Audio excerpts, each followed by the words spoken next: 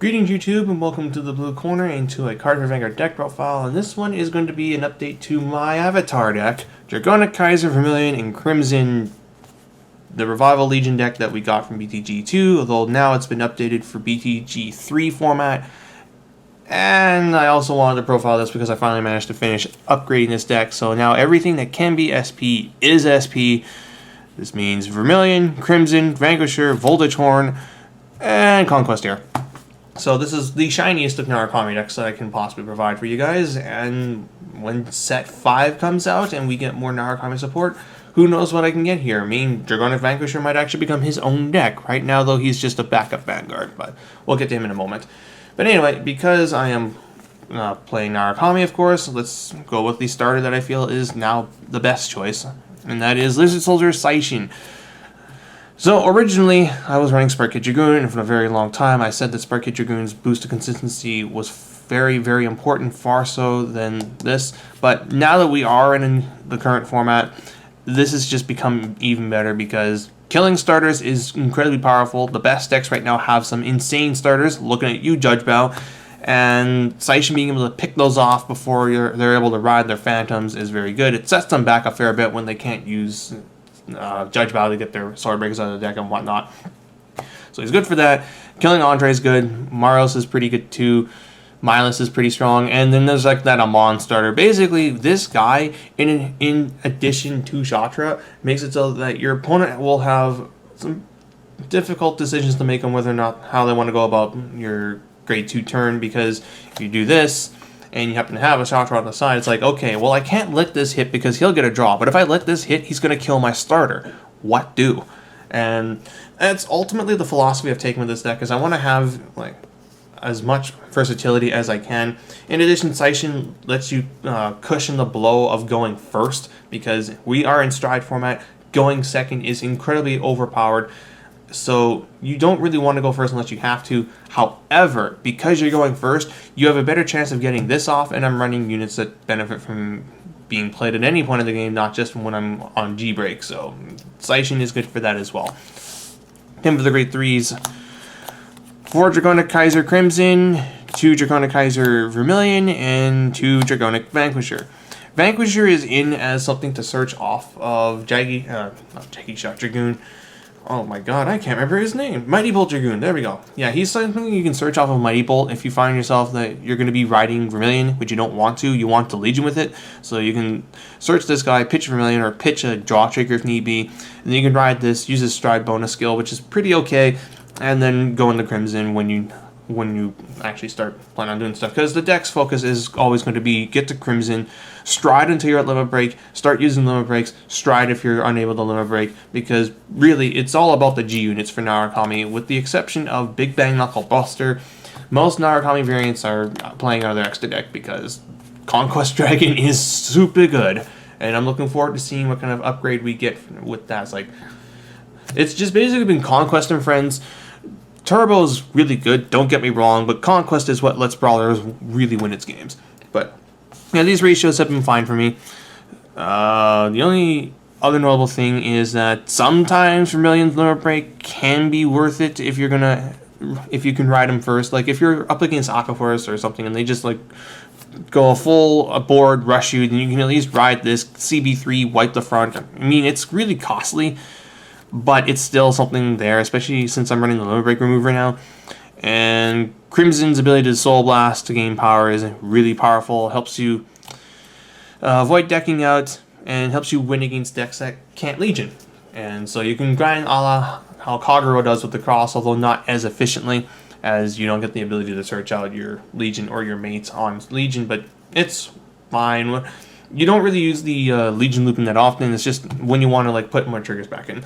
For the grade 2s, I'm running 4 Dragonic Death Scythe. Same thing as Saishin. I wanted to have more options for when I'm going first and second, and Death Scythe allows me to A, kill the starter, B, he punishes rushing by allowing me to kill off what they attacked with, and C, he can hit anything, basically, as you don't ever call grade 3s down to rear guard circle, so his restriction doesn't really apply. He hits front row, he hits back row, which is very difficult for this variation to do.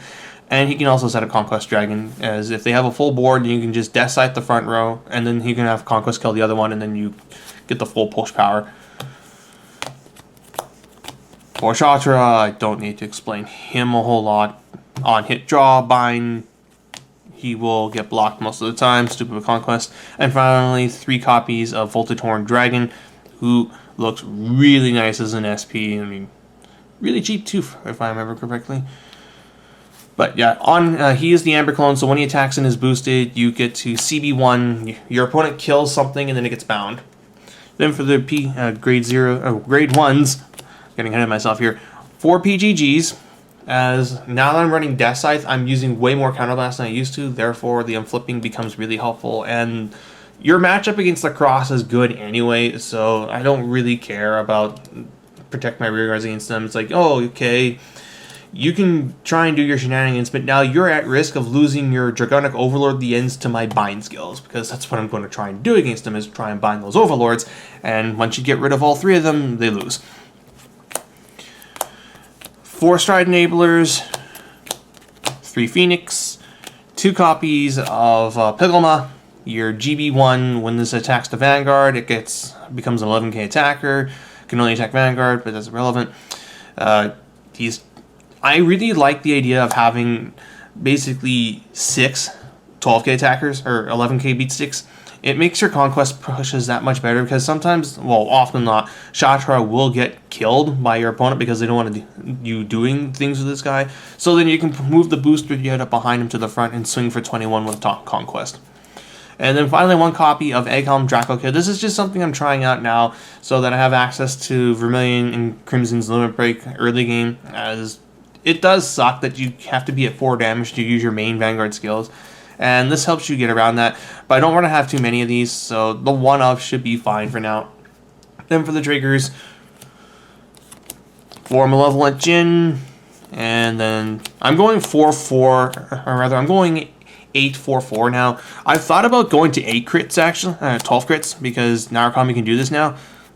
It's just I'd have to find, well, first off, I'd have to find the noble triggers, because what's his name, Vajra? No, Vishnu? There's the other Narukami G unit from Fire's Collection has a skill of when it attacks, you get to kill things for every one of your noble rear guards, and if you kill X or more, or rather you also bind them, and if you kill X or more it gets a crit or something. It's just something there, but otherwise though, this ratio has been working fire for me. I like having draw triggers in Narukami, but I do feel that the full YOLO 12 crit style might actually work here too, because Conquest Dragon is such a powerful card that your opponent will be guarding a lot, and just being able to hit more triggers off of your G units is just powerful.